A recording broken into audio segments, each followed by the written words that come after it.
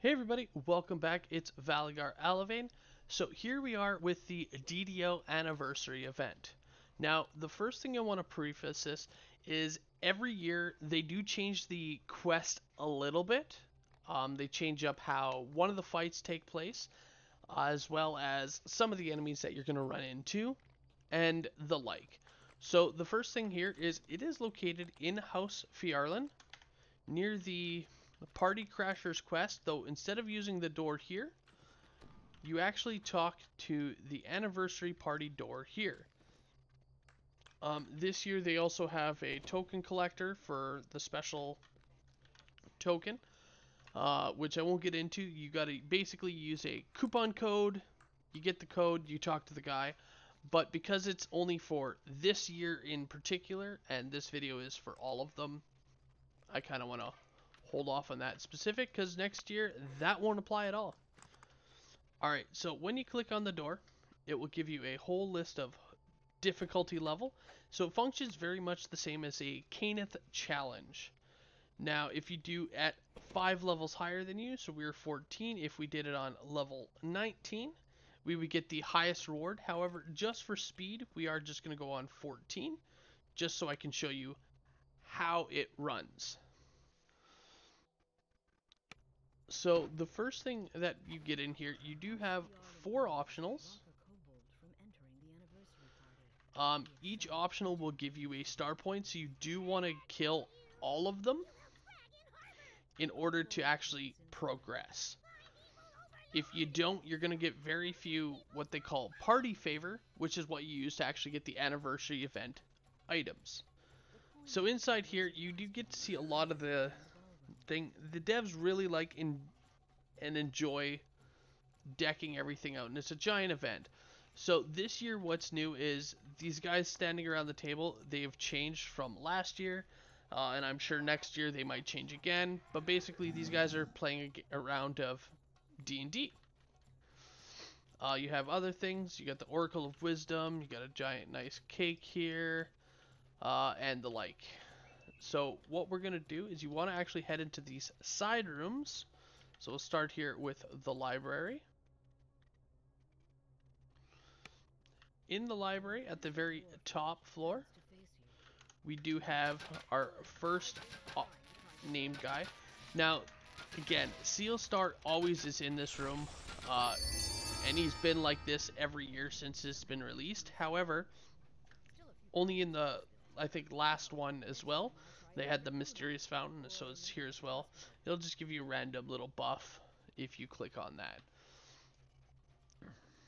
Now, aside from him, we also have Cordovan, who is in the far eastern section on this one. It'll be in the side hall here. Now, this fight does change every year, generally based on some new concept. So this time it is with the fiddle playing. So you do want to pick up a fiddle. I've got it already on my quick bar here. And once you start, definitely recommend taking out the cannons here. With this year, you have the gargoyles. These ones can only be killed if you play the fiddle next to them while they're in their down state.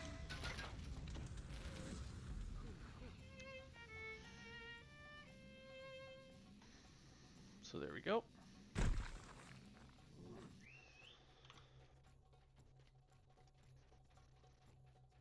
Next, we want to head up to the second floor.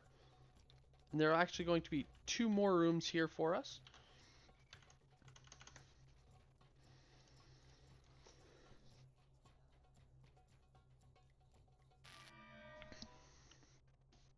Alright, so the first room here is going to be the little art room. And in here we're going to have Severlin. Now again, just like before, this one doesn't change much, though they did add this section here. Kind of just a little ambient, nice little bit. Now when fighting Severlin, he does have a kind of a rust monster pet, so just watch out for that. Once he's dead, we're going to want to head through the upper ballroom, back into the main section. And for now, we do want to just ignore this perfectly ordinary door. And we're going to want to actually head down to the private rooms here, where we're going to find our fourth one, which is Lichabelle. Now, the first thing we need to do is check these rooms until we find firewood. Which it sounds like firewood is in here. Now, once flimsy firewood dies, Lichabelle will spawn somewhere in one of these rooms or at the end of the hall, but they'll spawn in this section here. Now, I do again want to point out some of these fights do change up year to year. Before, Lichabelle wasn't actually a Lich, it was actually a Varghul boss, but it was still in this location. So this is where they are. Now, once they're all dead, what you're going to want to do is exit this section, heading back to the main room. And you're just going to want to hop down here. This will be where our shrines are, as well you'll see Harbor Master Zin. Talk to him, and that will allow you to teleport through the door here. Once through the door, just make your way all the way around. The kobolds have a barricades set up.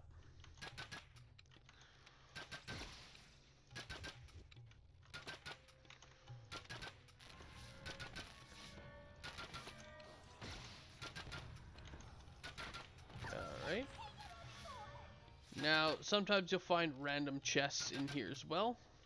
In fact, it does spawn one random chest somewhere in the quest.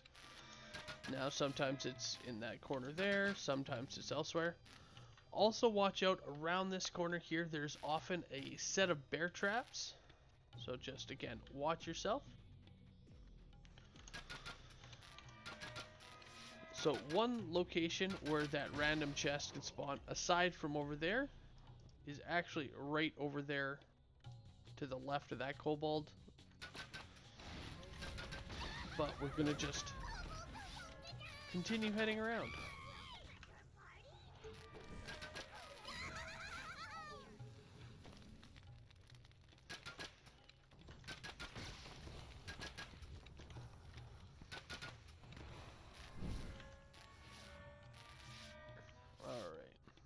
So once you get to the back kind of here, then we're going to have ramps to start heading upwards, which will get us to our second floor. Now, I do want to point out, and I have done it so many times, I even did a little bit this run when I had run it on the first time, so this time, is there's a lot of Easter eggs, nice little hidden gems throughout this quest. I definitely recommend taking your time to look at some of them. There's definitely going to be one that I'm going to show you. And he is by far my favorite guy. I look forward to seeing him every year for his one line. Alright, so there's that chest.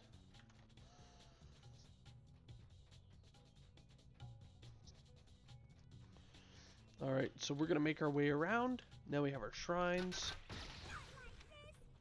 And just proceed into kind of our theater room.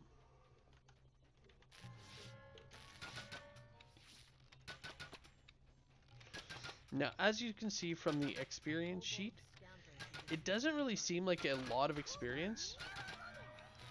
Only, you know, at level 14, under 2,000.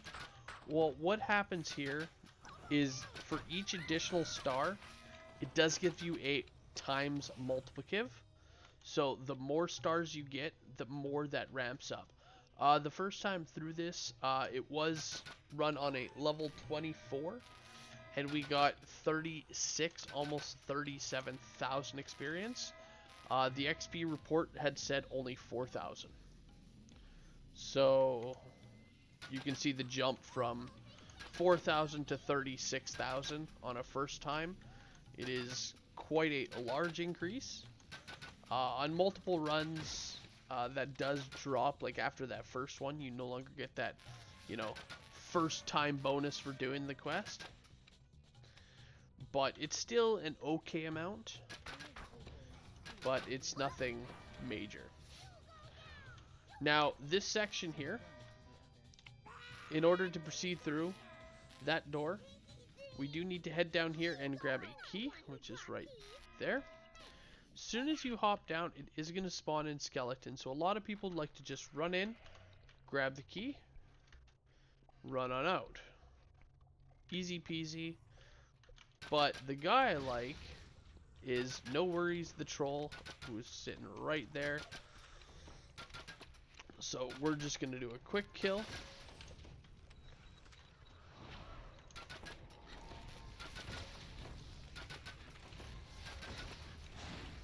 There we go. So he does have a lot of dialogue, but my favorite one is this one here. He said he'd make me cookies, then he brought me oatmeal raisin. Who's the real troll? And obviously it's got the double entendre because he is a troll.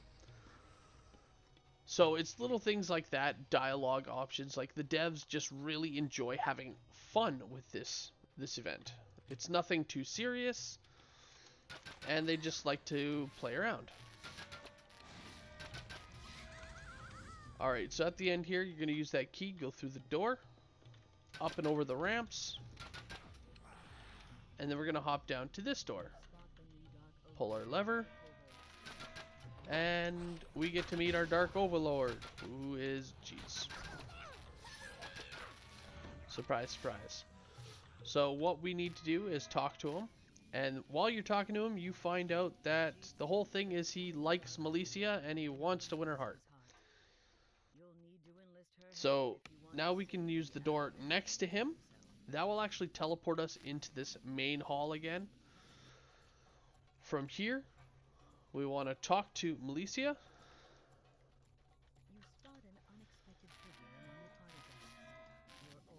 There we go. And then we want to head right back to Jeet. So rather than going all the way back through that section, this is where we can actually go and interact with this door now. If before you tried to interact with this door, it won't let you through. Once you're done, you talk to Malicia, and she's going to teleport you kind of into his mind, into the last fight here. Now, the way this fight takes place is, obviously, you talk to him first. Once you talk to him, it's going to spawn in a big version of him. And you're going to fight him. Now, as he takes a little bit of damage, it's going to spawn in some trash. So, first round of trash is just some random stuff. Then it's going to spawn in a second round of trash. And after that, you're going to want to take him out. So as you see, we got 5,000. It only said 3,600, but you can see here right how much extra bonus XP is given. And then XP is scaled, bonus. And then after all of that, you'd get the big bonus of like bonus 50% for your first time and stuff like that. So it really adds up real quick, especially on that first time. And then, of course, we have a chest. So once you complete, you do get an item called Party Favor. Much similar, again, to the Caneth crafting. They will go into your ingredients bag. And then with these items, you can turn in to the trader to get the various items for the event. So in order to do that, you just talk to Tolero, who is sitting right on the chair here. I do want to apologize and excuse the lag. As you can see, there is a whole huge heap of people here.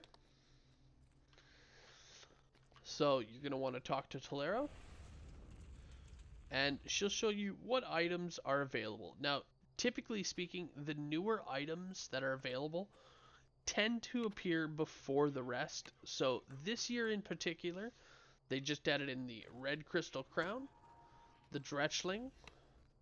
They added in the House Cloaks if you hadn't picked them up last anniversary event through their codes. And then they have just their base weapons.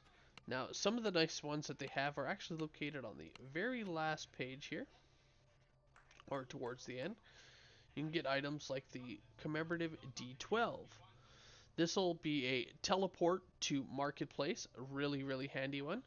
You can actually get a Sentient Jewel of the Kobold, another kind of cool one. As well, you can get a couple of cookies. Now, these cookies will go into your cookie jar. And then we have some more items. So, that's it.